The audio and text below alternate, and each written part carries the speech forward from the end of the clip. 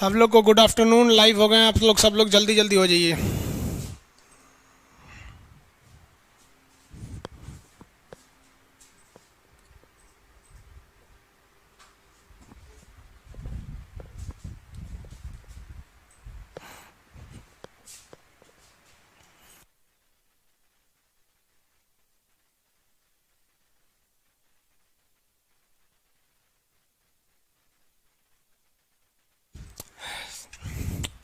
Good afternoon सब लोग को। देखिए, इससे पिछले क्लास में जो फ्राइडे के दिन बैच अलाउंस था उस दिन एक भी क्लास नहीं हो पाया था। कुछ प्रॉब्लम थे, टेक्निकल प्रॉब्लम, जिस वजह से क्लास नहीं हो पाया था। बारिश बहुत ज़्यादा हो रही थी, इस वजह से कुछ नहीं, कई सारे टेक्निकल फॉल्ट आ गए सब। अब वो हम लोग फर्स्ट क्लास आज से करेंगे हम लोग नक्शा का। तो आज से हम लोग स्टार्ट करते हैं। देखिए, इस क्लास को सबसे बेहतरीन ढंग से वही समझेगा जिसको कुछ नहीं आता है। आप दिमाग से उतार दीजिए कि आपको कुछ आता है। आप यहाँ समझने बैठे कि मैप के बारे में आपको पढ़ना है, मानचित्र क्या होता है। मैप पढ़ेंगे, फिर एटलस पढ़ेंगे, फिर ग्लोब पढ़ेंगे, पॉलिटिकल, थेमेटिकल, ये सारी चीज़ों को आपको समझ में आएगा ए टू जेड। इस सारी की जिम्मेदारी आप हमको दे दीजिए, आपको टेंशन नहीं लेना है। देखिए, मैप क्या होता है, मानचित्र, हिंदी में उसे क्या कहते हैं, मानचित्र, मैप। मैप पूरे पृथ्वी या उसका कुछ किसी भूभाग को, जैसे मान लीजिए टोटल ये आप अर्थ ले लीजिए, या केवल आप इंडिया लीजिए, या केवल बिहार, झारखंड, यूपी, राजस्थान, मध्य प्रदेश, कुछ भी एक हिस्सा ले लीजिए। तो पूरी पृथ्वी या उसके किसी भूभाग को कागज पर या कपड़े पर हूबहू उतार देना, एक नक्शा बना देना, नक्शा तैयार कर देना होता है। उसी को हम क्या कहते हैं, नक्शा। तो 6वीं शताब्दी में एक व्यक्ति थे, मार्केली नाम था उनका। तो मार्केली ने एक ऐसा किताब बनाया जिस किताब में न केवल नक्शा था। तो लोग वो किताब को पलटते गए, देख रहे हैं कि उसमें तो कुछ है ही नहीं है, केवल नक्शा है। तो एक ऐसी किताब जिसमें दूसरा कुछ भी ना हो, केवल नक्शा हो, तो ग्रुप ऑफ मैप हो, केवल कलेक्शंस ऑफ मैप हो, उसे हम कहते हैं एटलस। तो ये हो गया आपका बुक एटलस। तो एटलस क्या होता है, एटलस देखिए, एटलस है क्या कि एक किताब होता है, उसमें केवल और केवल आपको नक्शे बनाए रहते हैं। ये किताब आपको खरीदनी पड़ेगी, हम बताएंगे कब लेना है, अभी आप धीरे धीरे समझते चलिए, जल्दबाजी नहीं करेंगे। जिसको समझ में नहीं आएगा, जो कुछ नहीं जानता है वो सबसे ज़्यादा समझ के जाएगा, क्योंकि नया मेमोरी में डाउनलोडिंग तेज़ी से होता है। अब पहले से वायरस भर के आए हैं लोग ना, तो फिर वही डाउनलोड तेज़ी से नहीं होगा। तो अगर कोई आपसे कहे एटलस क्या है, तो एक ऐसी किताब जिसमें खूब सारे नक्शा, उसे एटलस कहते हैं। तो फिर इसका नाम एटलस क्यों पड़ा? तो देखिए, जब मार्केली ने इसे 6वीं शताब्दी में बनाया था, तो इसके ऊपर जो कवर लगाया था, जैसे इसके ऊपर एक ग्लोब का कवर है, तो उसने जो कवर लगाया था उसने एटलस का कवर लगा दिया था। एटलस एक देवता है ग्रीक भाषा में, उसे क्या कहते हैं, एटलस। आप एटलस की साइकिल खरीदेंगे तो उसमें देखेंगे एक ग्रीक भाषा में एक ऐसी मान्यता है ग्रीक लोगों की कि जो पृथ्वी का बोझ उठा के है वो कौन उठाए हुए है, एटलस। तो वो क्या है कि एटलस पूरे पृथ्वी का इसे ग्लोब को अपने कंधे पे लेकर बैठा रहता है। तो ऐसे देवताओं को आप देखे होंगे एटलस साइकिल वगैरह पे। तो उसी एटलस का कवर इस फोटो पे लगा दिया था। तो लोगों ने इस किताब का नाम उस राक्षस के आधार पर रख दिया, नाम रख दिया एटलस। तो एटलस तो समझ में आ गया आप लोग को एटलस क्या होता है। अब एटलस के बाद आते हैं सब मैप। एटलस के अंदर कौन सी चीज़ें होती हैं, तो एटलस के अंदर होती है मैप। मैप कई टाइप के होते हैं सब। अब इसमें आते हैं हम लोग पॉलिटिकल, थेमेटिकल, कई टाइप के मैप होते हैं। यहाँ हम आपको 2 तरह के मैप दिखा रहे हैं। एक मैप है आपका पॉलिटिकल, एक मैप आपका फिजिकल। यहाँ अब इसमें फिजिकल और पॉलिटिकल में अंतर समझिए। ये वाला जो मैप देख रहे हैं, ये एक मैप है पॉलिटिकल मैप ऑफ इंडिया, राजनीतिक नक्शा कहते हैं। इसमें आपको देश और राज्य जो होते हैं ना, आपका जितने भी स्टेट हैं और आपकी कंट्री है, कोई भी कंट्री या स्टेट, इसकी बाउंड्री आपको एकदम अच्छे से समझ में आ जाएगी। जैसे जम्मू कश्मीर यहाँ है, कहाँ ख़त्म हुआ आपको समझ में आ जाएगा। गुजरात ये है वाला स्टेट है, ये कहाँ खत्म हुआ, कहाँ से शुरू हुआ, आपको इजीली आइडिया लग जाएगा। तो ऐसे नक्शा को हम पॉलिटिकल कहते हैं, जिसमें केवल राजनीतिक महत्व की चीज़ें दी गई रहे। यूपी कहाँ से शुरू है, मध्य प्रदेश कहाँ है, नेपाल, चाइना, अमेरिका। तो ये सारी चीज़ें जो केवल और केवल राजनीतिक महत्व की चीज़ें हैं, उसे देखने के लिए हम लोग कौन सा नक्शा का प्रयोग करते हैं, पॉलिटिकल मैप का प्रयोग करते हैं। समझ में आ गया कि नहीं आ गया? किसी को कोई दिक्कत नहीं है? अब आगे देखिए, फिजिकल मैप क्या होता है। Same to same political map का ही होता है फिजिकल मैप, लेकिन इसमें नेचुरल महत्व की चीज़ें दी गई रहती हैं, प्राकृतिक चीज़ें दी गई रहती हैं, उसे हम लोग कहते हैं फिजिकल मैप। फिजिकल मैप में आप ये नहीं समझ पाएंगे कौन सा स्टेट कहाँ से शुरू हुआ, कहाँ खत्म हो गया। जैसे यहाँ आपको अंदाजा लग रहा है कि ये वाला गुजरात है, आप इसी बेसिस पर यहाँ आप अंदाजा लगा सकते हैं कि गुजरात यहीं होगा, लेकिन आप ये कंफर्म नहीं बता पाएंगे कि गुजरात यहाँ कहाँ से शुरू और कहाँ से खत्म हो गया है। तो वैसा नक्शा जिसमें आपको पॉलिटिकल महत्व की चीज़ें दी गई रहती हैं, उन्हें हम लोग कहते हैं पॉलिटिकल मैप, और जिसमें नेचुरल चीज़ें दी गई रहती हैं उसे हम लोग कहते हैं हम लोग फिजिकल मैप। अब आप कहेंगे कि इसमें ज़रूरी कौन है, तो देखिए बकलोल जो लोग होते हैं उनके लिए पॉलिटिकल अच्छा है, और जो होशियार लोग हैं उनके लिए फिजिकल अच्छा है। फिजिकल में बहुत सारी जानकारियाँ दी रहती हैं, पॉलिटिकल में बहुत सारी जानकारी नहीं दी रहती है। समझिए कौन कौन सी जानकारी होगी। ये कौन सा मैप है, पॉलिटिकल है, ये वाला फिजिकल है। अब हम आपको अच्छे से समझा देते हैं। इसमें पॉलिटिकल मैप में कुछ खास नहीं होता है, मेन होता है आपका फिजिकल मैप। यहाँ फिजिकल मैप में अगर आप देखेंगे ध्यान से तो आपको कई कलर्स दिखाई देंगे। आप कहेंगे कि इससे पहले वाले में भी तो कई कलर थे, लेकिन वो कलर हमारी मर्जी पर है। पॉलिटिकल मैप में आपकी मर्जी चलती है, आप जिस रंग से उसे रंगना चाहें रंग सकते हैं, लेकिन फिजिकल मैप में आपकी मर्जी नहीं चलेगी।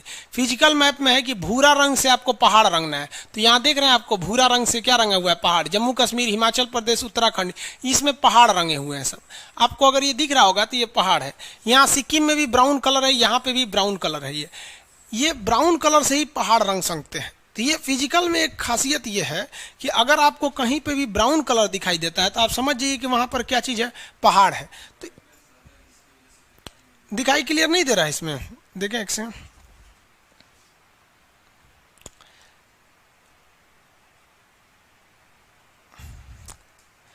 गुड आफ्टरनून बाबू।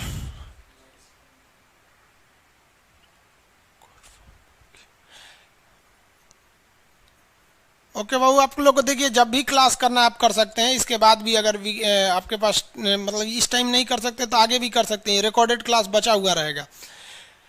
आगे देखिए बाबू, कुछ सर क्वालिटी लो हाई करने का ऑप्शन नहीं दिया है, आपके नेटवर्क पे डिपेंड करेगा। ये आपके यहाँ नेटवर्क सही रहेगा तो कर देंगे, नहीं रहेगा तो नहीं कर पाएंगे। आप किस एरिया में ही डिपेंड करता है।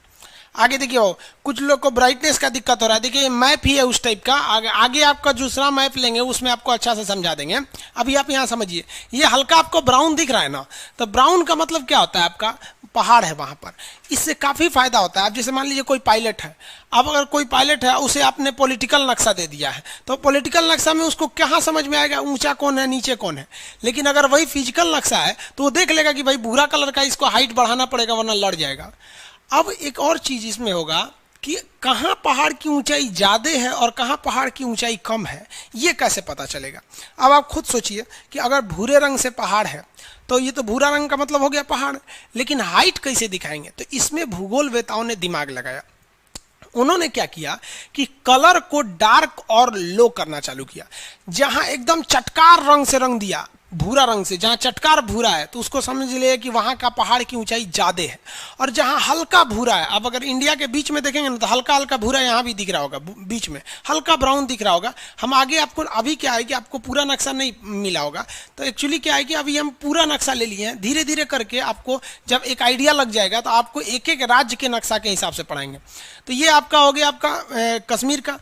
तो अगर कलर भूरा है, डार्क कलर है, तो मतलब समझिए उस चीज की वैल्यू ज्यादा है। यानी भूरा कलर किसको दिखाता है, तो भूरा कलर दिखाता है आपको भाई पहाड़ को, तो पहाड़ वहां पे ज्यादा है। और अगर भूरा रंग पंचुचुर हो जाएगा, पंचुचुर का मतलब समझते हैं पतला, तो जब कभी भी भूरा रंग पतला हो गया तो आप समझ जाइएगा कि वहां पर पहाड़ की हाइट कम है। तो हाइट ज्यादा रहने पे कलर ज्यादा और कम होने पे कम। जैसे यहाँ पे हल्का भूरा दिख रहा है, आपको ना बराबर दिख रहा होगा, तो इसमें कोई खास इफेक्ट नहीं पड़ेगा।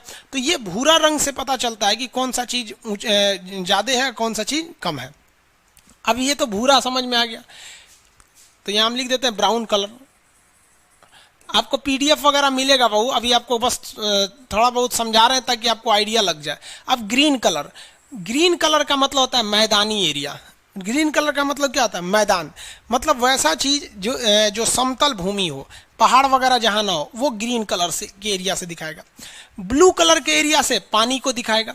जैसे अगर आप यहाँ देखेंगे समुद्र को क्या दिखा रहा है, ब्लू कलर से। अब जहां समुद्र ज्यादा गहरा होगा वहां पर आपको ज्यादा नीला करेगा, और जहां समुद्र कम गहरा होगा वहां कम नीला करेगा। तो ये हो गया आपका कलर कोडिंग। ये धीरे धीरे आपको सब आराम से समझ में आने लगेगा कलर कोडिंग क्या है क्या है। तो ये सब चीजों में आपको अंतर धीरे धीरे पढ़ते रहेंगे, ऑटोमेटिक समझ में आ जाएगा। अभी हम केवल रफली इंट्रोडक्शन के रूप में बता रहे हैं। तो पॉलिटिकल मैप अलग होता है, थेमेटिकल अलग होता है। इसमें आपको कभी भी नहीं दिखेगा कि कश्मीर कहाँ शुरू हुआ कहाँ खत्म हो गया, राजस्थान कहाँ से शुरू हुआ कहाँ खत्म हो गया। अब इसके अलावा मैप आता है जिसको हम लोग कहते हैं थेमेटिकल मैप। उसको समझिए क्या होता है। देखिए ये मैप देखें, थेमेटिकल मैप क्या होता है, किसी खास चीज को दर्शाने के लिए जब मैप बनाया गया रहता है ना, उस मैप को हम लोग कहते हैं थेमेटिकल मैप। जैसे इसमें केवल रेलवे लाइन दर्शाई गई है, बाकी कौन स्टेट कहाँ गया, कौन सा पहाड़ कहाँ है, इससे कोई मतलब नहीं है। इसमें केवल रेलवे लाइन को दर्शाया गया।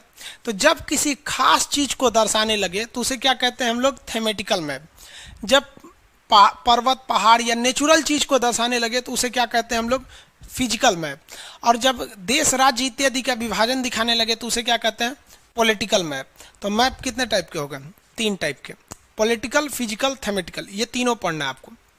अब इसके अलावा एक और मैप होता है, ये देखिए ब्लैंक मैप। इसमें सब चीज सादा दे देता है, आपको कुछ नहीं देगा। तो जब हम आपको सबसे पहले आपको पढ़ाएंगे पॉलिटिकल, क्योंकि पॉलिटिकल से ही आपको समझ में आता है। शुरुआत कहाँ से करेंगे, पॉलिटिकल से। पॉलिटिकल के बाद आपको पढ़ाएंगे फिजिकल, उसके बाद ये एकदम सादा मैप है बाबू, इसमें आपको कुछ नहीं दिखेगा, एकदम सादा रहेगा, इसमें कुछ पता ही नहीं चलेगा। सबसे टफ होता है यही ब्लैंक वाला, देखिए इसमें आपको एकदम सादा मैप मिलेगा। इसके बाद आएगा थेमेटिकल। थेमेटिकल जब ये तीनों पढ़ लेंगे तब आप पढ़ेंगे ब्लैंक मैप, तब आपको ये वाला सादा मैप दे दिया जाएगा। इसमें क्या होगा सादा में कि आपको कुछ दिया ही नहीं रहेगा, आपको अपने अंदाज से भरना पड़ेगा ब्लैंक मैप में। तो अभी आप ये रफली एक ओवरव्यू समझिए। इसके अलावा देखिए मैप कितने टाइप का, पहले पढ़ेंगे पॉलिटिकल, फिर थेमेटिकल, उसके बाद पॉलिटिकल, फिजिकल, थेमेटिकल, उसके बाद ब्लैंक मैप में भरेंगे। ये सारी चीजें आपको एटलस में मिलेंगे। अब इसके बाद आएगा आपका ग्लोब। ग्लोब जो होता है ना, ये अर्थ का एक रियल व्यू की तरह होता है, इसी पृथ्वी को एक लगभग। लेकिन इसकी एक खराबी क्या होती है कि भाई इसको आप हर जगह नहीं ले जा सकते। तो सबसे लास्ट में आपको क्या पढ़ना पड़ेगा, ग्लोब पढ़ना पड़ेगा। एकदम लास्ट में आपको पढ़ना है ग्लोब। इस ग्लोब के बारे में लास्ट में। अब इसमें आप पढ़ेंगे कि पृथ्वी अगर इधर से देखेंगे तो 22.5 डिग्री झुका है, जमीन से देखेंगे तो 66.5 डिग्री झुका है। तो ये सब एंगल वगैरह के बारे में, अक्षांश क्या है, देशांतर क्या है, ये सब चीज़ों को आपको ग्लोब में पढ़ना है। अब हम लोग मेन स्टार्ट करते हैं अपना टॉपिक पे। अभी तक जो था इंट्रोडक्शन टाइप का था, उस आपके लिए उतना इंपॉर्टेंट नहीं था। देखिए यहाँ ध्यान से, पृथ्वी लगभग जियोड की तरह है। जियोड मतलब पचका ढचका है। हम इसे अभी हल्का में गोल मान के चलते हैं अभी फिलहाल, और ना एक ही दिन में सारा कॉन्सेप्ट समझेंगे ना तो पगला जाएंगे, कहेंगे मैप तो हम समझिए नहीं पाएंगे। यहाँ देखिए पृथ्वी जो है ना, अर्थ लगभग हल्का सा इस टाइप का गोल सा है। अब इसके बीचों बीच से एक काल्पनिक रेखा खींची गई है। इस इमेजिनरी लाइन को हम इक्वेटर कहते हैं। इसे इक्वेटर क्यों कहते हैं भैया, तो इक्वेटर इसीलिए कहा जाता है क्योंकि ये पृथ्वी को एकदम इक्वल बांटता है। हम इक्वल नहीं बांट रहे थे, यहां से बना दे, इक्वल बांटने वाले को हम कहते हैं इक्वेटर। तो ये इक्वेटर हो गया। इसे हम लोग 0 डिग्री के हिसाब से दर्शाते हैं। इसे कितने डिग्री कहते हैं, 0 डिग्री कहते हैं इक्वेटर। इक्वेटर को हम शॉर्टकट में यहाँ ई लिख देते हैं तो आप समझ जाएंगे इक्वेटर हो गया। इसे हम लोग हिंदी में कहते हैं भूमध्य रेखा। लेकिन आप एक बात बताइए, आप इस क्लास में हिंदी पढ़ने आए हैं कि भूगोल पढ़ने आए हैं? आप भूगोल पढ़ने आए हैं तो यहाँ हिंदी भाषा नहीं चलेगी, भूगोल की भाषा पड़ेगी, जिसे कहते हैं विषुवत रेखा। विषुवत रेखा यहाँ से समझते चलिएगा आप। कंटिन्यू यहाँ पे आपको इंडिया वर्ल्ड सब के बारे में पढ़ना है। अभी आपको थोड़ा बहुत फर्स्ट क्लास है इसलिए आपको थोड़ा सा अनकंफर्टेबल लगता होगा, लेकिन यहाँ से आपको समझ में आने लगेगा। पृथ्वी के बीचों बीच से गुजरने वाली काल्पनिक रेखा, ऐसे भगवान ने कोई रेखा नहीं खींचा, ये हम लोग ने कल्पना करके खींच लिया है। इसके ऊपर वाला एरिया और नीचे वाला एरिया ये बराबर बांट देती है। इसे हम विषुवत रेखा या भूमध्य रेखा के नाम से जानते हैं। भूमध्य रेखा हिंदी में हो जाएगा, विषुवत रेखा आपका किस भाषा में होगा, भूगोल में विषुवत रेखा। अब हम लोगों ने कुछ सहूलियत के हिसाब से कुछ अन्य रेखाओं को डिसाइड किया है। ये तो पृथ्वी को बांट दिया। अब जो गोला था बाबू, आप बताइए, पृथ्वी जो एक स्फेयर टाइप का था, गोला था, अब तो हमने उस गोला को आधा कर दिया। तो गोला को आधा करेंगे तो गोला हो जाएगा आधा, तो उसे कहेंगे गोलार्ध। क्या कहेंगे, गोलार्ध। और नीचे वाला भी क्या हो जाएगा, गोलार्ध, गोला का आधा। इंग्लिश में क्या कहेंगे, स्पेयर जो है, स्पेयर, स्पेयर को आधा करेंगे तो क्या हो जाएगा, हेमी स्पेयर। स्पेयर को आधा करने पे क्या हो जाता है, हेमी स्पेयर हो जाता है।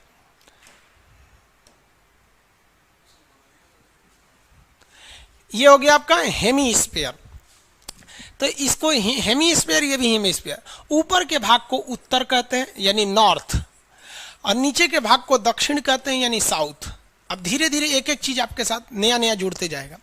पृथ्वी को बीचों बीच से डिवाइड करने वाली रेखा को इंग्लिश में कहते हैं इक्वेटर लाइन, उसको एंगल में कहेंगे तो 0 डिग्री, हिंदी में कहेंगे भूमध्य रेखा, भूगोल में कहेंगे तो विषुवत रेखा। इसके ऊपर का आधा गोला गोलार्ध, नीचे का आधा गोला गोलार्ध, ऊपर वाला उत्तरी गोलार्ध, नीचे वाला दक्षिणी गोलार्ध। हम किस गोलार्ध में रहते हैं भैया, तो हम लोग रहते हैं उत्तरी गोलार्ध में। इंडिया टोटली ऊपर में है। अगर देखेंगे ना इंडिया को, तो इंडिया टोटली किस बार में, उत्तरी गोलार्ध में। तो हम लोग किस हेमिस्फीयर में, नॉर्दर्न हेमिस्फीयर में। अच्छा कौन हेमिस्फीयर है, नॉर्दर्न की साउदर्न? अच्छा तो भाई पूरी पृथ्वी है। नीचे में ना पानी ज्यादा है, ऊपर में जमीन ज्यादा है। तो दो चीजें समझ में आ गया। गोलार्ध आपको धीरे धीरे समझेंगे आराम से, जिसको कुछ नहीं आता है पूरा अच्छा से समझ जाएगा। अब एक चीज देखिए, अर्थ जो है ना हल्का सा इसे झुका हुआ है। ये क्या है, झुका हुआ है। अब ये कितने डिग्री झुका हुआ है, 23.5 डिग्री। कितने डिग्री, 23.5 डिग्री। आज से 1.25 लाख साल पहले, लगभग 15 करोड़ साल पहले ये 18 डिग्री पे झुका हुआ था। अभी भी ये 24 डिग्री झुक गया है। कुछ दिन बाद जब इसकी नापी होगी ना तो 24 डिग्री आ जाएगा। तो ये कितने डिग्री झुका हुआ है, तो 23 डिग्री, 23.5 डिग्री। तो यहाँ से कितने डिग्री है, 23.5। तो 23.5 डिग्री के पास एक रेखा खींचेंगे ऊपर की ओर, और 23.5 डिग्री के पास एक रेखा खींचेंगे नीचे की ओर। अब आप कहेंगे कि सर ये सीधा क्यों नहीं खींच रहे हैं, तिरछा क्यों खींच रहे हैं? तो किसी भी फुटबॉल के ऊपर आप अगर सीधा रेखा खींचेंगे तो सीधा खींचेबे नहीं करेगा। रियल में अगर आप फुटबॉल लेके खींचेंगे ना तो तिरछा खींचेंगे सीधा, लेकिन दूर से कैसा लगेगा, तिरछा। तो ये 23.5 पे है, ठीक है। ये भी नीचे वाला 23.5। हम ये 23.5 क्यों लिए हैं, क्योंकि पृथ्वी 23.5 डिग्री पे झुकी हुई है। अब यहाँ देखिए, तो यहाँ से हमने जो 23.5 ऊपर वाला लिया और 23.5 नीचे वाला ले लिया। ये कितना है भैया, 23.5 डिग्री, और ये भी कितना है, 23.5 डिग्री। अब आप बताइए, ये तो उत्तर दिशा में हो गया नॉर्थ, ये तो साउथ हो गया दक्षिण दिशा में। अब दो चीजें यहाँ समझिए, ये डिग्री निकालते कैसे हैं, ये आप ग्लोब में पढ़ेंगे। फर्स्ट क्लास में आप ग्लोब नहीं पढ़ेंगे, पहले आप मैपिंग पढ़ेंगे। जब मैप कंप्लीट हो जाएगा तब आप ये एटलस देखेंगे। जब पूरी दुनिया का आइडिया लग जाएगा तब ग्लोब में समझेंगे। आपके मन में एक जिज्ञासा आ रही होगी, सर अक्षांश क्या है, लॉन्गिट्यूड लेटीट्यूड, लेकिन अभी आप उसको समझ नहीं पाएंगे। बैटरी ले तो डिस्चार्ज हो गया।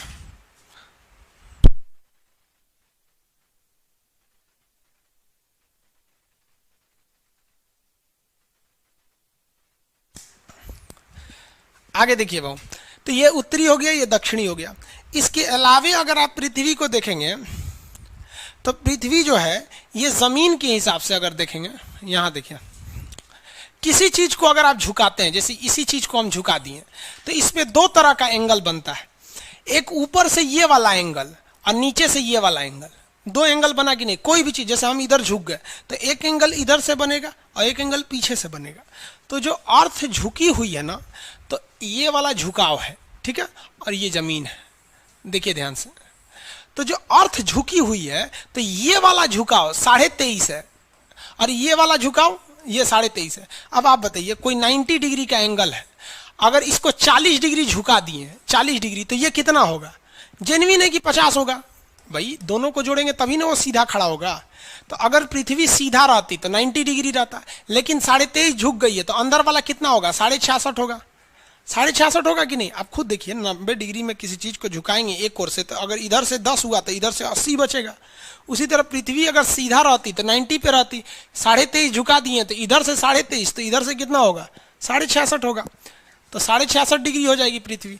तो पृथ्वी पर दो रेखाओं का बड़ा महत्व है, एक 23.5 डिग्री वाले का क्योंकि ये ऊपर से एंगल है, एक 66.5 डिग्री वाले का क्योंकि ये नीचे से एंगल है। समझ में आ रहा है कि नहीं? अभी आप कमेंट पे ध्यान नहीं देंगे आप लोग, अभी आप लोग मेन अभी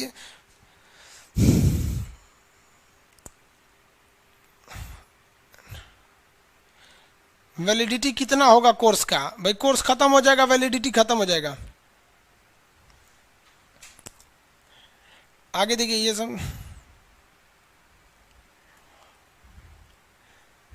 प्रियांशु कुमार कह रहे हैं कि सर ये सब तो हम 6 में पढ़े थे, तो फिर 6 में पढ़े थे तो अभी तक आपका नौकरी हो जाना चाहिए था।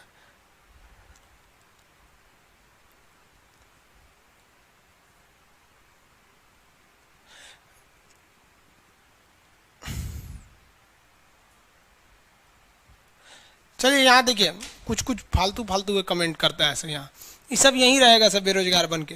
देखिए ध्यान से, 66.5 और 23.5 डिग्री, ये दो ठो महत्व हो गए सब।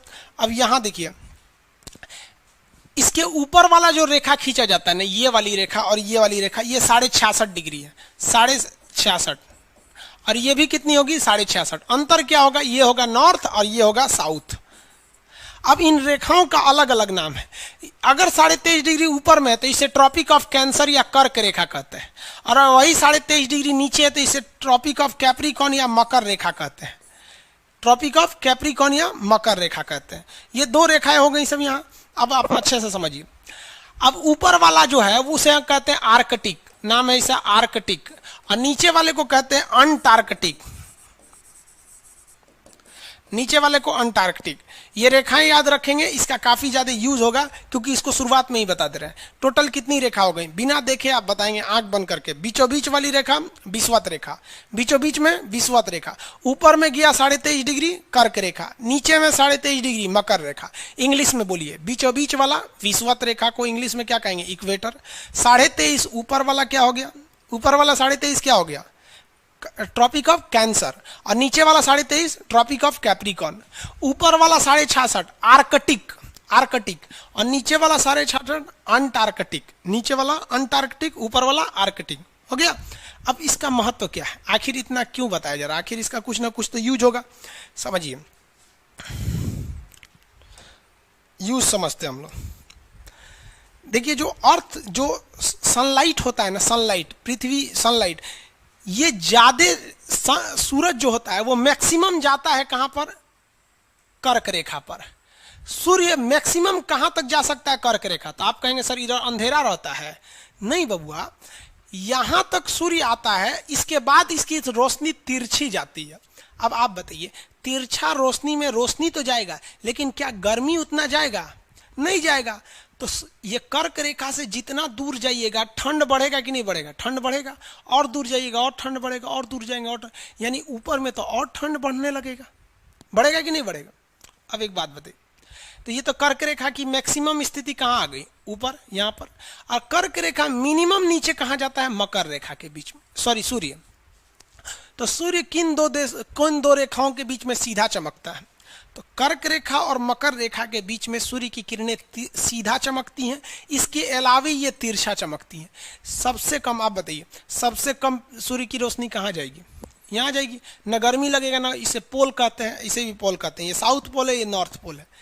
तो सूर्य अधिकतम किन दो रेखाओं के बीच रह सकता है, फटाफट बताएंगे। ऊपर में कौन सी रेखा, कर्क रेखा, और नीचे में कौन सी रेखा, मकर रेखा। इन्हीं दोनों रेखाओं के बीच में सूर्य हमेशा चक्कर लगाता है, अदरवाइज में वो चक्कर नहीं लगाएगा। इन्हीं दोनों रेखाओं के बीच में वो क्या करेगा, चक्कर लगाएगा। अब एक बात बताइए, इसके ऊपर इधर तो सूर्य की किरणें तिरछी और इधर भी तिरछी, यानी यहाँ उतना गर्मी नहीं पड़ेगा जितना यहाँ पड़ेगा। तो कर्क रेखा और मकर रेखा के बीच के एरिया को हम क्या लिख सकते हैं, गर्म क्षेत्र लिख सकते हैं। बताइए, अगर हमने लिख दिया तो कुछ गलती किया, यहीं से इंटर द मिशन हो जाता है फटाफट। क्या हमने इसको गर्म क्षेत्र लिख दिया तो कुछ गलती किए हैं?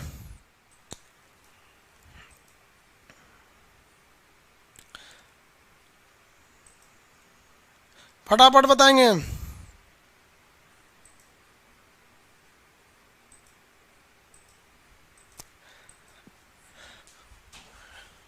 चलिए देखिए, यहाँ ये गर्म क्षेत्र होगा ही, गर्म क्षेत्र।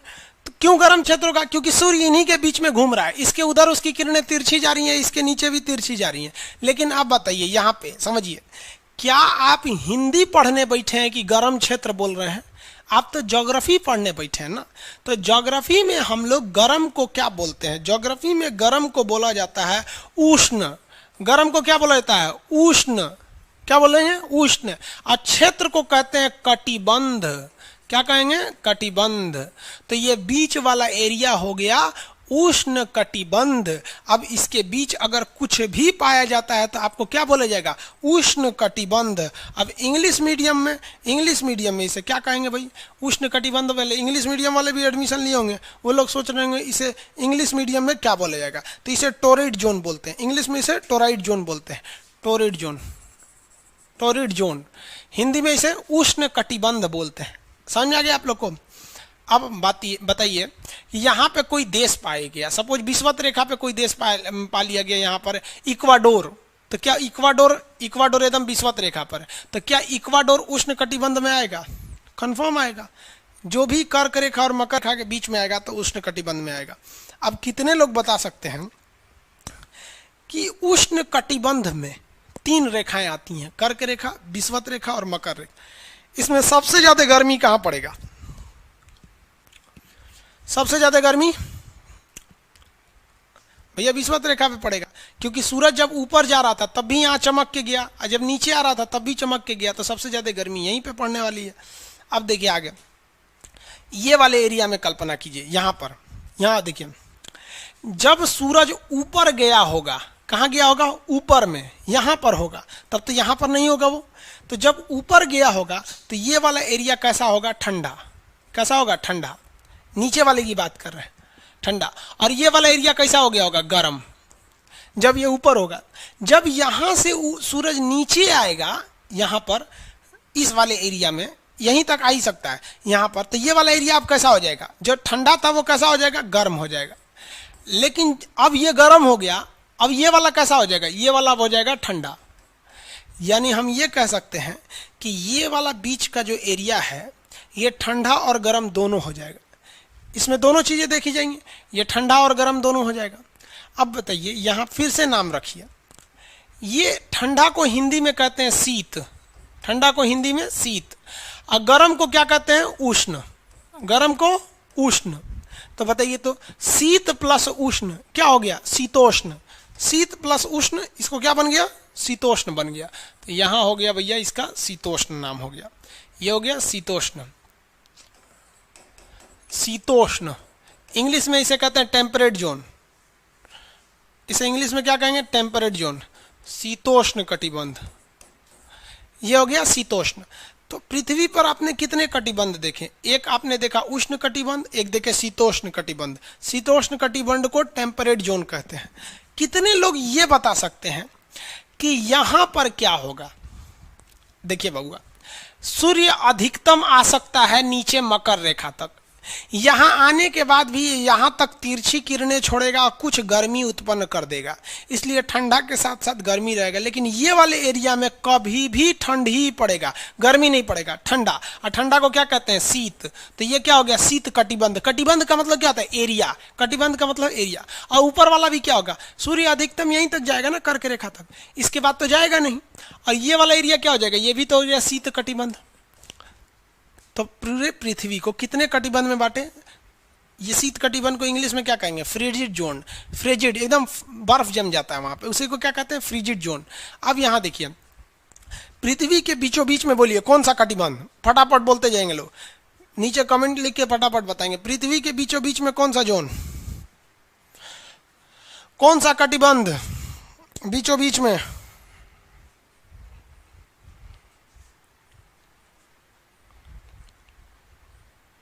शीत कटिबंध, बीचों बीच में शीत कटिबंध आएगा।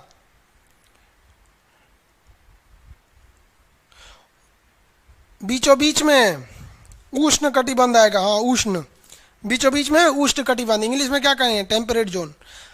अब जरा आंसर सोच समझ के दीजिएगा लोग, सुनिए ध्यान से, सुनिए एकदम बढ़िया से, यहां ध्यान से।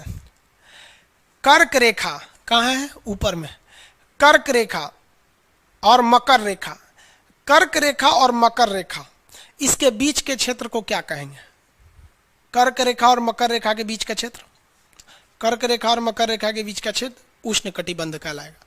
समझ में आ गया।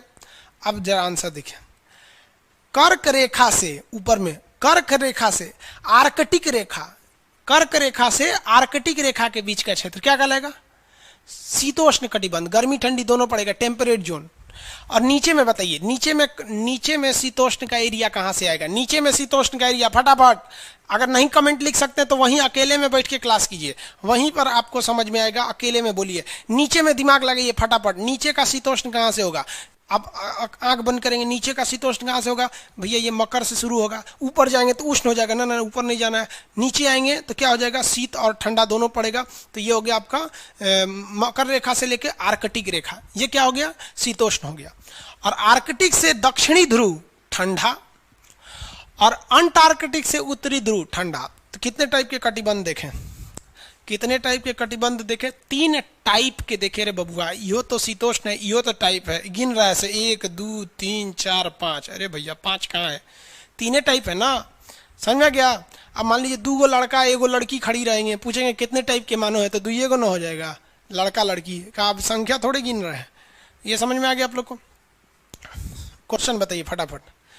सबसे ज्यादा ठंडा किस कटिबंध में पड़ेगा? सबसे ज्यादा ठंडा किस कटिबंध में? शीत कटिबंध में पड़ेगा। सबसे कम ठंडा कहां पड़ेगा? उष्ण कटिबंध में पड़ेगा। सबसे कम ठंडा कहां पड़ेगा? उष्ण कटिबंध में पड़ता है बाबू सबसे कम ठंडा। ठंडा गर्मी दोनों पड़ेगा, शीतोष्ण कटिबंध में ठंडा गर्मी दोनों पड़ेगा। एक आगे अब एक ये देखिए, यहां पे इस ग्लोब में देखिए,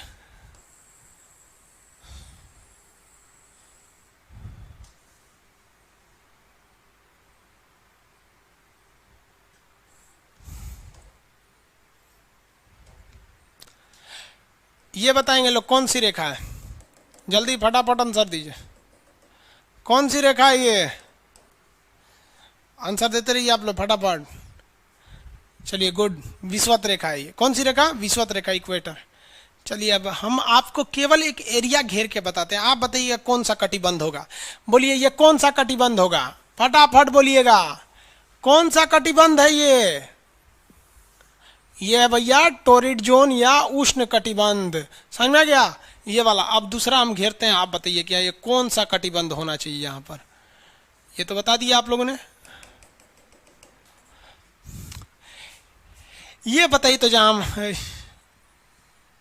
ये बताइए जहां हम हाथ चला रहे हैं, ये कौन सा होगा?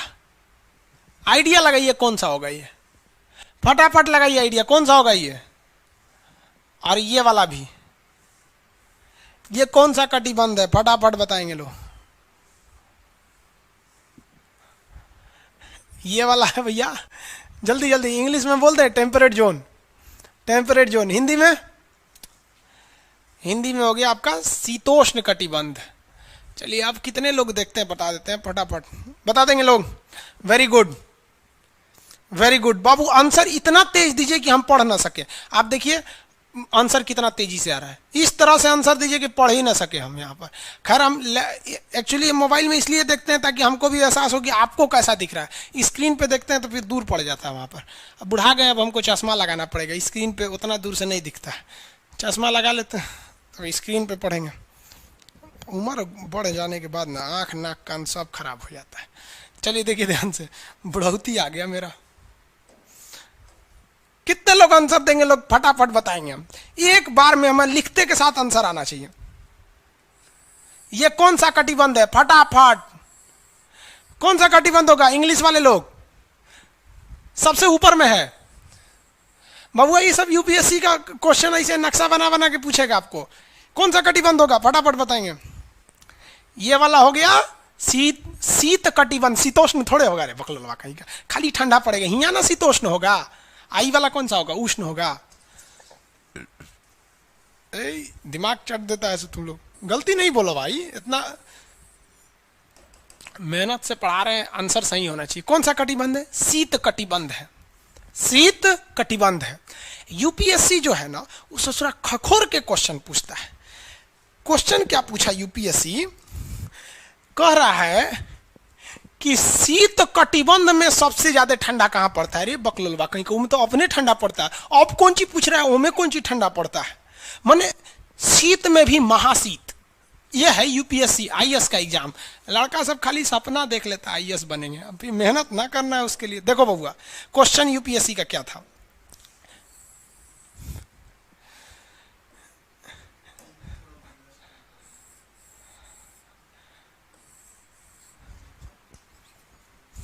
आवाज में झंझनाहट हो रहा है क्या? -10 कर देते हैं। अब कैसा आवाज? क्लियरिटी अब चेक करिए तो थोड़ा सा झंझनाहट कम है, ठीक है? थोड़ा बहुत झंझना जाता है। बाबू हमारा गले खराब है, भगवान अजीब टाइप का बना दिया गला मेरा। देखिए ये है हमारा शीत कटिबंध, लेकिन क्वेश्चन है शीत में भी महाशीत। तो शीत में भी महाशीत, शीत में भी महाशीत। आ जा बाबू आ जा। ये हमारा गोला हो गया पृथ्वी। देखिए गौर से देखिएगा, ये है शीत कटिबंध और ये भी है शीत कटिबंध। ये रेखा का नाम बोलिए फटाफट, रेखा कंप्लीट होने से पहले नाम आ जाना चाहिए। कौन सी, क्या नाम है इसका? अरे जल्दी बोलो, कंप्लीट कर देते हैं। हाँ गुड, क्या नाम है इसका? विषुवत रेखा, वेरी गुड। ये शीत है ना। अब देख बबुआ, यहां पर एकरा दो भाग में हम बांट देते हैं, एकरो दो भाग में बांट देते हैं। ऊपरा वाला का नाम रख देते हैं एक, नीचे वाला का नाम रखते हैं दो। एक और दो। कितने लोग बता सकते हैं इसमें कि शीत कटिबंध को यानी फ्रीजिड जोन को हमने 1 और 2 में बांट दिया है। इसमें ज्यादा ठंडा 1 में लगेगा कि ज्यादा ठंडा 2 में लगेगा? गलत आंसर आया ना, घुस के कैमरा में से निकाल ले आएंगे इधर, आप धो देंगे। यहाँ बता देते हैं, यहाँ ज्यादा ठंडा फटाफट 1 में ठंडा कि 2 में? 1 की 2, 1 की 2, जल्दी फटाफट, देर नहीं होना चाहिए। 1 में कि 2 में? 1 में कि 2 में? 1 में, 1 में, वेरी गुड। बस 1 लिखते जाएंगे सर, वेरी गुड, बहुत अच्छा। बकलोलवा कौन दू बोल रहा है? दू कौन बोलता है? यहाँ से फेंक देंगे हम फ्रीजिड जोन में ले जाके। बकलोलवा 1 में ना ठंडा पड़ेगा बबुआ, वहां सूरज का रोशनी जाइबे नहीं करेगा, एकदम कोना में वो पट्टी है वहां पे। 1 में देख लो भाई, इतना तेज आंसर आना चाहिए इस तरह से, धड़ धड़ धड़ एकदम, वेरी गुड। सबसे ज्यादा ठंडा ओ खोपड़िया पे ना तो एक खोपड़िया पे। समझ में आ गया कि नहीं आ गया? भूगोल वालों ने ये दोनों का नाम अलगे रख दिया। हम तो आपको धाए दे बता दिए थे, आप में से कितने अच्छे से आप बता दिए कि 1 में कि 2 में। लेकिन यही क्वेश्चन यूपीएससी पूछा था और आधा लड़का गलती ठोक के आया था। क्या पूछा था पता है? कि ज्यादा ठंडा टुंड्रा में पड़ता है कि टैगा में? अब लड़का पगला गया, टुंड्रा टैगा कौन सी होलो रे भाई? टुंड्रा टैगा, लो टुंड्रा टैगा यहाँ पर। अरे यूपीएससी ना खखोर के पूछता है कुछ हो। अब जैसे किसी को कह देंगे मामा जी तो आराम से समझ में आ जाएगा। कहेंगे हमारे बाप के सार, तो कहेंगे कौन सी बोल रहा है बाप के सार? अरे मामा जी को ही बोला जाता है बाप के सार। तो वही ऐसे पूछता है, टुंड्रा में कि टैगा में? आंसर बताइए, टुंड्रा में कि टैगा में? टुंड्रा या टैगा? फटाफट। टैगा बोल रहे हैं लोग, टैगा। कुछ टुंड्रा बोल रहे हैं लोग। अब आंसर की स्पीड वो नहीं रह गई है, टुंड्रा या टैगा, टुंड्रा या टैगा। भैया ये पूरा ध्रुव होता है, 1 और 2 दोनों को मिला देंगे तो ध्रुव हो जाता है। टुंड्रा या टैगा? टुंड्रा या टैगा? देखो भैया हम बताते हैं, देखिए ध्यान से। ये जो ऊपरा वाला 1 नंबर है ना, यानी जो एकदम खोपड़िया है और नीचे वाला एकदम पेंदिया है, ये 1 नंबर को हम लोग कहते हैं टुंड्रा। जो 1 नंबर है ना, अंग्रेजी हिंदी दोनों में टुंड्रा, और जो 2 नंबर है उसे कहते हैं टैगा। और कुछ नहीं है रे भैया, लड़कवा को सब पता था लेकिन टेक्निकल नाम नहीं पता था, इसलिए फेल होके चला आया। 1 नंबर में ज्यादा ठंडा पड़ेगा क्योंकि ये सूर्य से विषुवत रेखा से बहुत दूर है, और ये 1 नंबर में ज्यादा, इसी को कहते हैं टुंड्रा और इसको कहते हैं टैगा। बताइए क्वेश्चन कहेगा सबसे कम पेड़ पौधे यानी सबसे कम वनस्पति, एकदम लीस्ट क्वांटिटी ऑफ इन्वायरमेंट, सबसे कम जीव जंतु कहां पाए जाएंगे रे भैया? टुंड्रा में कि टैगा में? ये ठंडा में कौन जाएगा मरने ससुरा? हम जैसन बूढ़ सड़ आदमी को तो फालिज मार देगा वहां जाके।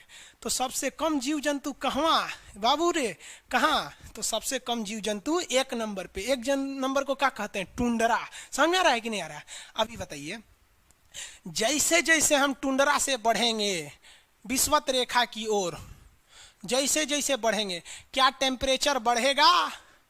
टेम्परेचर बढ़ेगा कि नहीं बढ़ेगा? बबुआ बढ़ेगा। जीव जंतुओं की संख्या भी बढ़ेगी, ठंडा में मर जाएगा सब ससुरा। कभी सुने गर्मी से 200 लोगों की मौत हो गई? गर्मी से किसी की मौत नहीं होती, आदमी तनी पगला उगला जाता है, लेकिन हमेशा ठंडी में सुनते होंगे कि 200 आदमी ठंडा से मर गया। अब बहुत आदमी, अब हम जैसे बूढ़ सूढ़ आदमी को बच के रहना पड़ता है। आप लोग जवान हैं लोग, आप लोग का कोई दिक्कत नहीं है। समझ आ गया कि नहीं आ गया? तो जीव जंतु इधर ही रहेंगे। आप कहेंगे कि जीव जंतु अरे ठंडा में बहुत मर जाता है। समझ आ गया कि नहीं? जैन धर्म के लोग ज्यादा क्यों नहीं विकास कर पाए? लोग उघारे रहते थे, आधा लोग को मार दिया ठंडा वहां पे। तो समझिए ध्यान से, तो ये ऊपर जाएंगे तो जीव जंतुओं की संख्या बढ़ेगी। अब बताइए इसमें, देखिए बताइए खटाखट देखते हैं कितना तेज आंसर देता है सर। आंसर एकदम जबरदस्त। हाँ भाई, ऐसे स्क्रीन चलना चाहिए, धड़ाधड़, खुशी हो जाएगा भाई। यहाँ पे आप टेंशन नहीं लीजिए, जो ऑफर में एडमिशन लिए 200-150 में, जो ऐसे लिए 200 में, आपको जब कोर्स कंप्लीट होगा ना तो आपको लगेगा कि इसके लिए 2000 भी कम था। टेंशन नहीं लीजिए। देखिए ये वाला पूरा कटिबंध बताइए, टुंड्रा और टैगा मिला के बोलेंगे तो उसे कहेंगे शीत कटिबंध। जब टुंड्रा और टैगा दोनों मिला दीजिएगा तब हो जाएगा शीत। और शीत में से महाशीत टुंड्रा और कम शीत टैगा। हई रेखा बोलो बबुआ, हई रेखा, विषुवत रेखा। बताओ बबुआ हई कौन सा क्षेत्र है? बताओ बबुआ ये बीच वाला, जल्दी फटाफट। उष्ण कटिबंध। कौन सा कटिबंध? उष्ण कटिबंध। ये शीतोष्ण, ये शीतोष्ण, ये शीत कटिबंध। हो गया? किसी को कोई दिक्कत नहीं है कटिबंध में? टुंड्रा टैगा में कोई दिक्कत नहीं है? आगे बढ़ जा। अरे टुंड्रा टैगा में दिक्कत नहीं ना है? Very good. टुंड्रा टैगा में कोई दिक्कत नहीं है, वेरी गुड। विषुवत रेखा, उष्ण कटिबंधीय, शीत, वेरी गुड।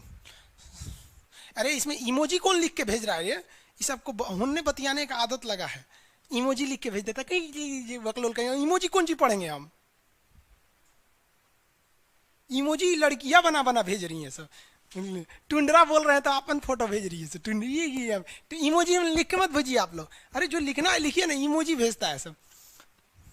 हिंदी मीडियम वाला तो कई को पता नहीं इमोजी मतलब कौन सी वाला। और जन सियार ऐसा पीला पीला मुखौटवा बना रहता है इमोजी बोला जाता है। चल बाबू आप तो एक तो बहुत जबरदस्त चीज दिखाते हैं। नक्शा का इंपॉर्टेंस देखिए।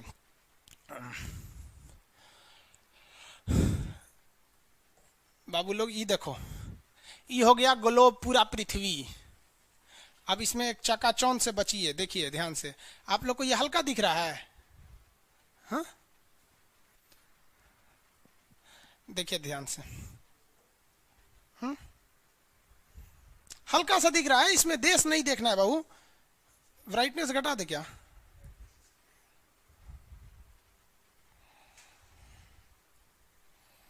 देखिए यहां फटाफट देखेंगे लोग। ये रेखा बोलिए फटाफट, कौन सी रेखा है? बीचों बीच से जा रही है। ये रेखा है विषुवत रेखा। कौन सी रेखा? विषुवत रेखा। हमारा प्यारा भारत ये रहा, हमारा सारे जहां से अच्छा। ये हमारा हिंदुस्तान उत्तरी गोलार्ध में है, northern hemisphere of the earth. ये हमारा कौन सी रेखा? विषुवत रेखा। अरे ये क्या हो गया? यार टेक्निकल आदमी नहीं है हम, या नौटंकी कर रहा है। ये विषुवत रेखा हो गया। ये बबुआ एगो बात बता तो, जो विषुवत रेखा है वही ना सबसे ज्यादा गर्मी पड़ेगा। सबसे ज्यादा गर्मी कहां पड़ेगा? विषुवत रेखा पे पड़ेगा, क्योंकि सूर्य जाता है अधिकतम कहां तक? ये कर्क रेखा तक। कर्क रेखा भारत के बीचों बीच से गुजरती है, आपको भी पता है, 8 राज्यों से। थोड़ा बहुत तो आप भी पढ़े होंगे, शॉर्टकट, गमछा झाड़ू सब फालतू चीज होता है। अब यहां देखिए, ये तो है मकर रेखा बबुआ, ये है मकर रेखा, यही है ना मकर रेखा। इसमें तो किसी को दिक्कत नहीं है। अब एक बात बताओ, ध्यान से देखो, सूर्य मकर रेखा से जाएगा कहां पर? कर्क रेखा तक। और कर्क रेखा पर जाने के बाद यह वापस आएगा कहां पर? मकर रेखा पर। यानी कैंसर और ट्रॉपिकल इसी के बीच में घूमेगा ना, इसी के बीच में घूमेगा। अब जरा देखिए, जाते वक्त भी एक बार विषुवत रेखा पे चमक के गया सीधे, और आते वक्त भी एक बार विषुवत रेखा पे चमक गया, यानी 2 बार तो खड़े चमका। और जब सूर्य यहां पर होगा तो इधरों देख रहा होगा, इधरों देख रहा होगा, उस वक्त भी विषुवत रेखा को देख लिया। अब जब सूर्य नीचे होगा तो इधर भी देख रहा होगा, गर्मी दे रहा होगा, और इधर भी देख रहा होगा। यानी ससुरा अगर आप विषुवत रेखा पे रह गए ना, जान ले लेगा सूर्य आपका, इतना ना गर्मी करेगा। इसलिए विषुवत रेखा पे जितने देश हैं ना, वहां के लोग एकदम मंगरैला की तरह काला होते हैं सब। इतना भयानक काला होता है सब कि उनको देखकर हिंदुस्तान का अगुआ भाग जाएगा। दुल्हन की तो बातें छोड़िए, लेकिन जितना सुंदर लड़की होती है सब ना, बहुत सुंदर लड़की, वो देखिएगा जब टेढ़ लड़का पसंद करती हैं सब। सुंदर लड़की को बुद्धि पता नहीं कहाँ होता है। एक्चुअली भगवान जो है ना, सुंदरता बनाए। देखिए अगर किसी चीज में समय देंगे तो दूसरे चीज से समय काटना पड़ेगा। तो भगवान जिसको सुंदर बनाया ना, खूब सुंदर, तो उसको कुछ ना कुछ कहीं ना कहीं से समय काट लिया। तो जो बुद्धि बना रहा था तो बुद्धि काट लिया। तो जितना देखिए, जितना सुंदर लड़की की रहेंगी सर, अजबे सबसे फसल रहती है सर, एकदम खौराइल रहेगा, खूब सुंदर लड़की लेके घूमेगा। आप देखिए ना, एकरे देख लीजिए, ऐश्वर्या राय को, सुजरा कोना से बिया की हूँ, अभिषेक बच्चन, ओकरा से तो अच्छा अमिताभ था। सानिया मिर्जा को देख लीजिए पगली, ओकरा पाकिस्तान मिलल था। बताइए हम लोग उस टाइम खालिए थे लोग। हाँ, ये अजब हाल है भाई, अजब। प्रियंका चोपड़ा को देखिए, वो ऐसा जेसीबी ऐसा आदमी से शादी कैले, बुझाता हो का आदमी बुलडोजर है, तो वही हो गया हमें। तो यहाँ पे जितना मिलेगा सब ना, सब का सब मिलेगा, सब काला काला। और हिंदुस्तान में जो बनेगी आलिया उसी को मिलेगा कालिया यहाँ पर। तो सबसे ज्यादा गर्मी बताओ बबुआ कहाँ पड़ेगा? विषुवत रेखा, इक्वेटर, जितना इक्वेटर का एरिया है सबसे भयानक गर्मी झेलता है। सबसे भयानक गर्मी कौन झेलेगा बबुआ? इक्वेटर वाला। अब एक बात बता बाबू ध्यान से, अगर हम इक्वेटर से दूर जाएंगे तो गर्मी पड़ेगा कि ठंडा? ठंडा पड़ेगा। गर्मी वाले एरिया में लोग काले हो जाते हैं और ठंडी वाले एरिया में गोरे हो जाते हैं।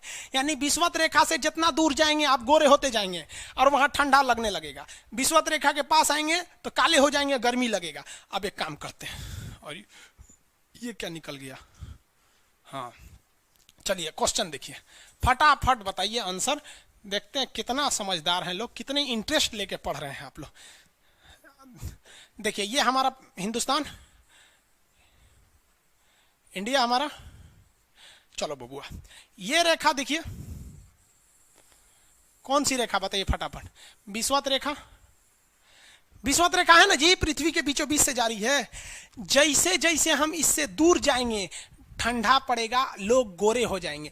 जैसे जैसे करीब आएंगे गर्मी पड़ेगा, लोग काले हो जाएंगे। हिंदुस्तान में देख रहे बबुआ, हिंदुस्तान में जल्दी से फटाफट, अब कमेंट ना बबुआ, फटाफट हिंदुस्तान, इंडिया में देखो, इंडिया में ये हमारा हिंदुस्तान। निचवा वाला केरला तमिलनाडु विषुवत रेखा के एकदम करीब है। तो साउथ के लोग में गर्मी ज्यादा पड़ता है और साउथ के लोग काला काला होते हैं। लोग साउथ इंडिया के लोग देखिएगा गोरे नहीं होते हैं। लेकिन जैसे जैसे आप विषुवत रेखा से दूर जाएंगे ठंडी पड़ेगा और लोग गोरे हो जाएंगे। और ऊपर जाइए और गोरे होंगे, और ऊपर जाइए और गोरे होंगे। सबसे ऊपर चले जाइए, कश्मीर चले जाइए। कश्मीर में खूब ठंडा, कश्मीर की कली, वाह वाह, समझ में आ गया? वहां कोई फेयर एंड लवली की जरूरत नहीं है। कश्मीर के लड़का लड़की सब गोरे होते हैं लोग। और नीचे दक्षिण भारत में देखेंगे तो सब झौंसल मिलता है, सब कुछ कुछ हीरोइन गोरी हो जाती हैं सब। अब बाल्टी में ससुर फेयर एंड लवली घोर के उसमें नहा लेगी से तो गोर ना हो जाएगी सब। उस समय भूगोल का नियम काम नहीं करता है यहाँ पर। समझ में आ रहा है कि नहीं आ रहा है?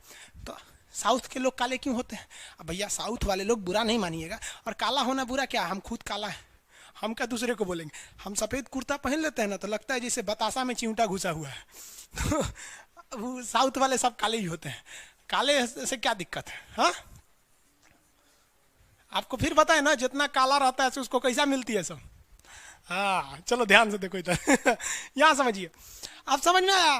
कश्मीर के लोग गोरे काय होते हैं? अच्छा कश्मीर से तो ज्यादा गोर चाइना वाला होगा सर, ओसे गोर तो रूस वाला होगा सर। ऐसे रूस वाला उनको देखेंगे ना, व्लादिमीर पुतिन को देखिएगा तो लगेगा जैसे छीलल मुर्गी है।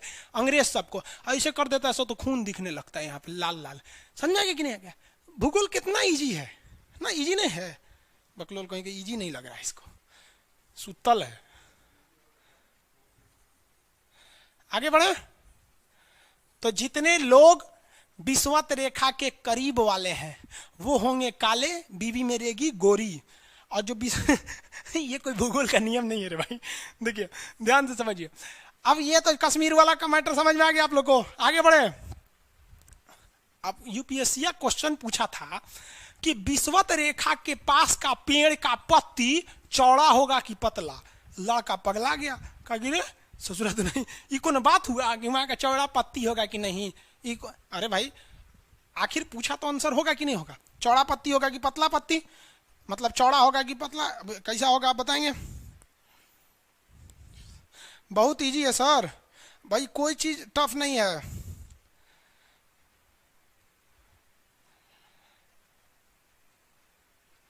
अरे बकललवा, डाउनलोड करने की सुविधा ना स्क्रीनशॉट ले सकते हैं ना डाउनलोड कर सकते हैं, ये सुविधा नहीं मिलेगा। चलिए ध्यान से समझिए। अब यहाँ पर पत्ती के बारे में हम लोग समझते हैं, पत्ती के बारे में। इधर देखिए फटाफट, अब कमेंट छोड़िए मेरी ओर देखिए। एक बात बता बउआ, विषुवत रेखा के पास गर्मी पड़ेगा कि नहीं? सीधी सी बात, एक शब्द में बोलेंगे तो गर्मी पड़ेगा। अरे भयानक गर्मी पड़ेगा रे, जब जाएगा तब वो गर्माएगा, आएगा तब वो गर्माएगा, और नीचे रहेगा तब वो झांकेगा विषुवत रेखा, और ऊपर रहेगा तब वो झांकेगा विषुवत रेखा। सबसे ज्यादा गर्मी कहाँ पड़ेगी? विषुवत रेखा। सबसे ज्यादा गर्मी विषुवत रेखा। समझ में आ गया? तो एक चीज तो कंफर्म हो गया ये विषुवत रेखा के बाद कि भैया इसकी जो गर्मी है भयानक। और जैसे जैसे गर्मी पड़ेगा, ये जो समुंदर देख रहे हैं, समुंदर का पानी भाप बनकर ऊपर उठेगा। गर्मी के कारण कोई भी पानी एवापोरेट हो जाएगा, यानी क्या बन जाएगा? वाष्प बन के ऊपर उठ जाएगा, और यही वाष्प ऊपर जाके बना लेता है बादल। तो विषुवत रेखा के पास खूब ज्यादा बादल हो जाएंगे, और इतने बादल हो जाएंगे कि वहां वर्षा हो जाएगी। तो विषुवत रेखा के पास डेली 2 बजे वर्षा हो जाती है। कैसे हो जाती है? विषुवत रेखा के पास भयानक गर्मी, गर्मी के कारण वाष्प एवापोरेशन होता है, और ये एवापोरेशन होने के बाद बादल बन जाते हैं, और ये बादल बरसों रे मेघा मेघा बरस जाते हैं। तो आप कहेंगे कि सर ये 2 बजे काहे बोले हैं, 4 बजे काहे नहीं बोले? तो रे बबुआ एक बात सुनो, धूप में जो गर्मी आती है वो 8 बजे के बाद आती है। सुबह 8 बजता है ना, मॉर्निंग का 8, उसके बाद ही धूप की गर्मी रहती है। 8 बजे के पहले धूप में उतना गर्मी नहीं रहता, इसलिए वाष्पीकरण नहीं हो पाता है। 8 बजे से धड़ धड़ वाष्प बनता है, ऊपर जाता है, और 12 बजे के बाद धूप से गर्मी वो खत्म होने लगती है 2 बजे तक। तो 2 बजे तक इतना ना बादल बन जाता है कि अब वो रोक नहीं पाता है। कहता है बकलोल कहेगा कल खुदे इतना बादल बना था, आज फिर बना दिया, कहाँ रखेंगे? बरसा दो, फिर अगले दिन बरसा दो। तो डेली 2 बजे से 4 बजे के बीच कहाँ बारिश होती है? तो कोई सुनिए ध्यान से, क्वेश्चन पूछा था आपका छत्तीसगढ़ वाले में। तो छत्तीसगढ़ के पीसीएस के एग्जाम में क्वेश्चन पूछा था 2 से 4 में डेली वर्षा कहाँ होती है? तो लड़का मार दिया था मासीराम, मेघालय के चेरापूंजी मासीराम। वहां भाई साहब 365 दिन वर्षा होती है। 2 बजे से 4 बजे के बीच में जो वर्षा होती है वो विषुवत रेखा पे होती है। क्यों होती है? समझ में आ गया? समझ में आ रहा है कि नहीं आ रहा है? इंग्लिश में अरे बकलोल पीडीएफ चिल्लाता है यहाँ पे, इधर देखो, यहाँ इंग्लिश में भी बोलिए। अरे भाई वर्षा को रेन बोलते हैं, रेन 2 PM से। अरे गर्मी को हीट बोलते हैं, वाष्प को एवापोरेट बोलते हैं, बादल को क्लाउड बोलते हैं। ये कौन चीज है? लंदन से आया हुआ है, हाँ? इतना तो समझ ही रहे हैं आप लोग। तो ये हो गया गर्मी से। अब फिर कहेंगे कि इसको पत्ती से क्या लेना देना है? एक बात बताइए भैया, जहां बारिश ज्यादा होगी वहां पेड़ पौधे निकलेंगे कि नहीं निकलेंगे? तो जो विषुवत रेखा है वहां पेड़ पौधे बहुत ही ज्यादा निकलते हैं। तो क्वेश्चन कहेगा विषुवत रेखा के पेड़ पौधे घने होते हैं कि हल्के होते हैं? सब डेंसर होते हैं कि रेयरर होते हैं? बहुत डेंसर होते हैं, बहुत घने होते हैं, क्योंकि पानी की कमी नहीं, धूप की कमी नहीं। भैया धूप और पानी तो पेड़ पौधों को चाहिए, दूसरा क्या चाहिए? धूप नहीं मिलेगा तो भी सूखेगा, पानी नहीं मिलेगा तो भी सूखेगा। विषुवत रेखा पे ना धूप की कमी ना पानी की कमी, हुमच के पेड़ निकलते हैं सब। तो बहुत ही घने जंगल कहाँ पाए जाते हैं? विषुवत रेखा के पास। ये ब्राजील दिख रहा है, हाँ? ब्राजील के जो जंगल हैं वो कैसे जंगल हैं? विषुवत रेखीय जंगल है। अब एक बात यहाँ समस्या चालू हो जाता है। कौन सी समस्या? तो भैया ये जो पेड़ है, पानी तो सबको मिलेगा क्योंकि सबका जड़ जमीन पे है, अब पानी बरसने के बाद जमीने पे आएगा। लेकिन समस्या हो जाएगी धूप की। समस्या किसकी होगी? धूप की। धूप की कैसी समस्या हो जाएगी भैया? धूप की तो धूप की समस्या ऐसे होगी कि जो पेड़ ज्यादा ऊंचा होगा उसको धूप ज्यादा, और जो नीचे ठेमरा गया उसको धूप नहीं मिलेगा। इसका मतलब विषुवत रेखा के पेड़ों के बीच पानी को लेकर कोई कंपटीशन नहीं होगा। मेन जो कंपटीशन होगा वो धूप को लेकर होगा। जो पेड़ ऊंचा उसको धूप ज्यादा, जो पेड़ नीचे उसको धूप कम। इसका मतलब जो धूप होते हैं उसके चक्कर में ये पेड़ पौधे में कंपटीशन होता है। इसलिए जो पेड़ होते हैं वो लोग क्या करते हैं? उठने लगते हैं, पेड़ पौधे लंबे होने लगते हैं। किस लिए लंबे होते हैं? क्योंकि इनको क्या चाहिए? धूप चाहिए। तो बताइए विषुवत रेखा के पेड़ पौधे लंबे होते हैं कि नाटे होते हैं? लंबे होते हैं। क्यों लंबे होते हैं? अरे भैया क्यों लंबा होता है? धूप लेने के लिए ऊपर जाएगा तो लंबा हो जाएगा, और साथ साथ कैसा होता है? पतला होता है। कोई भी चीज को लंबा कीजिएगा तो क्या हो जाता है? पतला हो जाता है। अब बताइए लंबा पेड़ है, बहुत लंबा पेड़ है और पतला है, तो उसको क्या रहना पड़ेगा? बहुत ही शक्तिशाली रहना पड़ेगा, मजबूत रहना पड़ेगा, नहीं तो गिर जाएगा। तो विषुवत रेखा के पेड़ धूप पाने के लिए लंबे हो जाते हैं और वो पतले होते हैं और बहुत मजबूत होते हैं, वरना वो गिर जाएंगे। और इनको पानी की कोई दिक्कत नहीं होता है, इसलिए इनकी जो पत्ती होती है बहुत चौड़ी होती है, क्योंकि पत्तियां क्या करता है, पनिया को भास बना के उड़ा देता है। इसलिए जहां पानी की कोई कमी नहीं, उस चीज का पत्ती चौड़ा होगा। कमल का फूल बहुत चौड़ा पत्ती, पानी की कोई कमी नहीं। और जहां पानी की कमी होगी वहां पत्ती छोटा होगा, छोटा होगा, छोटा होगा। रेगिस्तान की पत्तियां कांटा बन जाती है, तो लोग कहते हैं कांटा हो गया। अरे बकलो, कांटा नहीं था, वो पत्ती था। वो मजबूरी में लोग उसे कांटा बना दिए। लोग मजबूरी इंसान को कुछ बना देता है। समझ आ गया कि नहीं आ गया? तो विषुवत रेखा के पास पानी की कोई कमी नहीं, तो पत्ती कैसी, चौड़ी। पत्ती कैसे, चौड़ी। रेगिस्तान में पानी की कमी होती है, पत्ती कैसा, कांटा। पत्ती कांटा हो जाती है। पेड़ कैसा, लंबा की नाटा, लंबा। मोटा की पतला, पतला। लचीला की मजबूत, मजबूत होते हैं सब। समझ आ गया कि नहीं आ गया? किसी को कोई दिक्कत नहीं? आगे बढ़े, टाइमिंग खत्म हो रहा है। 3 देखिए, आज इतना समझ में आ गया आप लोग को ये विषुवत रेखा के बारे में? इसमें तो कोई दिक्कत नहीं है गर्मी वगैरह का।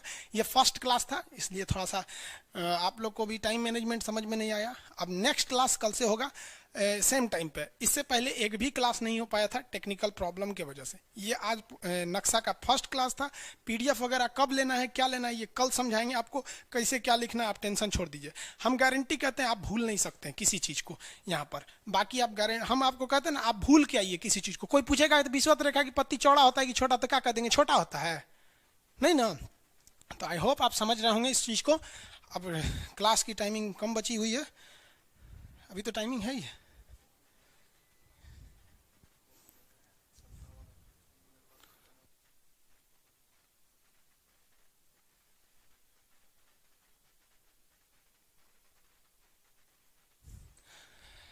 चलिए, तो आप लोग को आज के लिए इतना ही रहने देते हैं, फिर मिलेंगे नेक्स्ट क्लास में। आपको सारी चीज़ों को समझा देंगे। आई होप आप इसको समझे होंगे। नेक्स्ट क्लास में मिलेंगे। जय हिंद। आपको कोई समस्या नहीं होगी। आप फर्स्ट क्लास है, इसलिए आप लोग को कुछ कन्फ्यूजन हो रहा होगा।